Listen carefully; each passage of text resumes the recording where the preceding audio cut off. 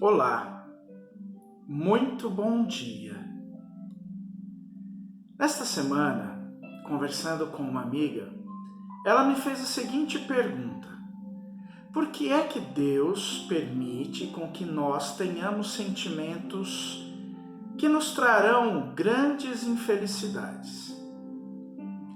E o que eu disse para ela foi algo que eu aprendi desde a minha adolescência no meu relacionamento com Deus. Eu lhe disse que o mais bonito da nossa relação com Deus é que justamente Ele não nos faz de bonecos ou de fantoches.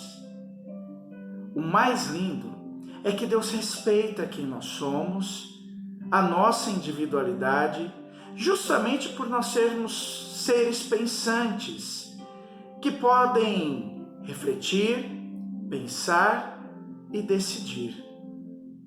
Nesse momento, eu acredito que ela pôde compreender como é importante nós assumirmos a responsabilidade pelos nossos atos. Sabe quando nós paramos e pensamos em todas aquelas coisas, principalmente ruins, que nós fizemos, sejam eles sentimentos, sejam ações, e que sempre nós então colocamos a culpa no mal, a culpa no diabo.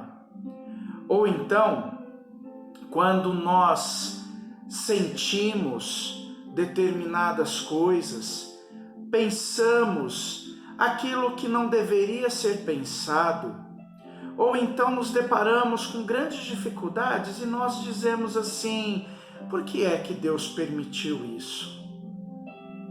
O que é interessante, queridos, é que nós temos um Deus que se relaciona conosco.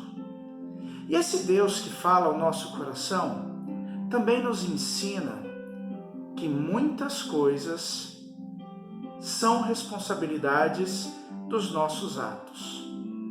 Ou seja, justamente a maneira como pensamos e agimos refletem na nossa vida, no nosso dia a dia e principalmente na nossa história.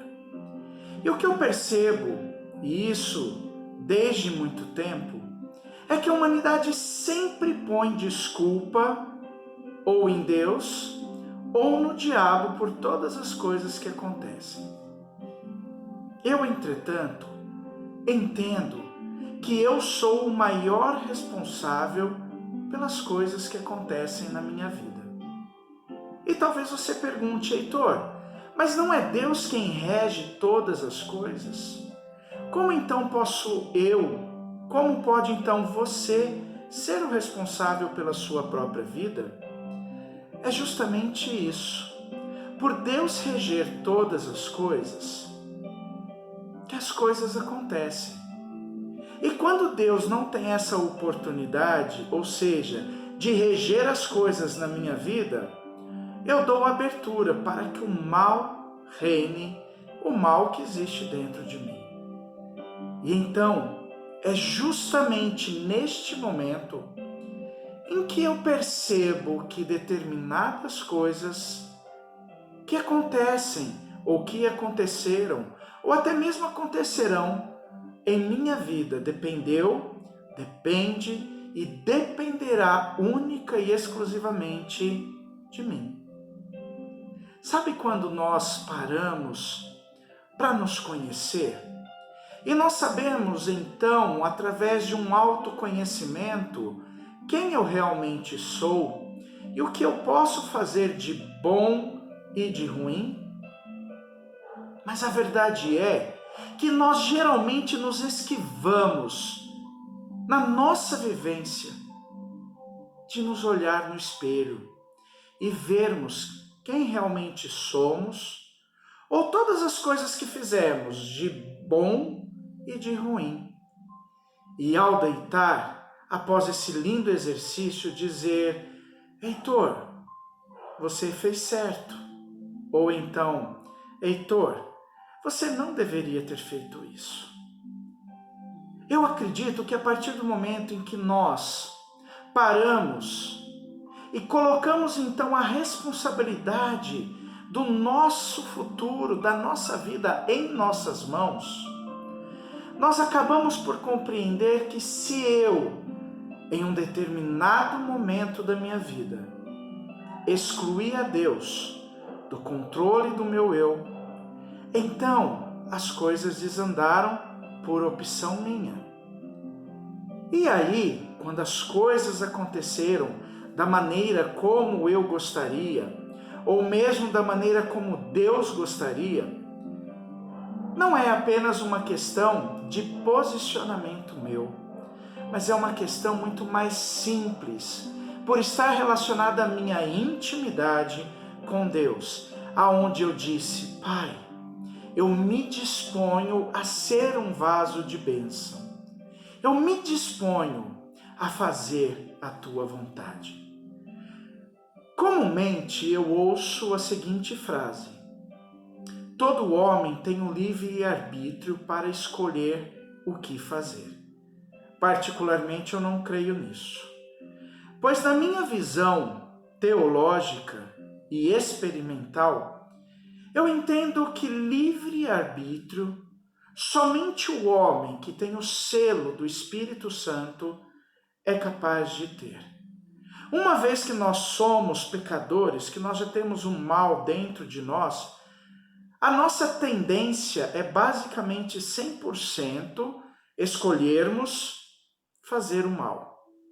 Mas a partir do momento que o Espírito Santo faz morada no meu coração e eu faço algo errado, o Espírito de Deus que está em mim incomoda o meu coração dizendo: filho, não vai por aí.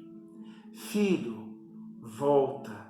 Filho, muda de atitude se você quiser vencer na vida. E vencer na vida significa ser aprovado por Deus. Não significa ter bens. Hoje nós temos teologias que dizem que os cristãos precisam ser ricos. O meu Deus me ensinou que a minha verdadeira riqueza é ter o seu nome estampado na minha vida pelo selo do Espírito Santo. Essa é a nossa maior riqueza, justamente porque o dinheiro acaba, mas a nossa intimidade e vida com Deus perdurará para toda a eternidade, pois essa é a promessa da vida eterna. Pare de colocar a culpa em Deus. Pare também de colocar a culpa no diabo. Assuma os teus erros. Assuma as tuas responsabilidades. No Velho Testamento, o papel do profeta é um papel que incomodou muito, pois o profeta, na verdade, não foi levantado para fazer milagres, mas o profeta ele foi levantado para combater o pecado do povo, principalmente o pecado da liderança dos reis. O que nós podemos aprender com isso e aplicar na nossa palavra de hoje é: seja profeta de si mesmo. Diga a si mesmo os teus erros e os teus acertos. Louve a quem é digno de ser louvado, honrado e glorificado, somente ao Pai. E eu tenho certeza que a tua vida terá prosperidade. Não essa prosperidade tão almejada nos dias atuais, que é justamente a parte financeira, mas você terá o poder do Espírito Santo nos teus olhos, na tua voz e nas tuas mãos. Afinal, simples assim. Deus nos abençoe hoje e sempre. Beijo no coração e um excelente dia. Tchau!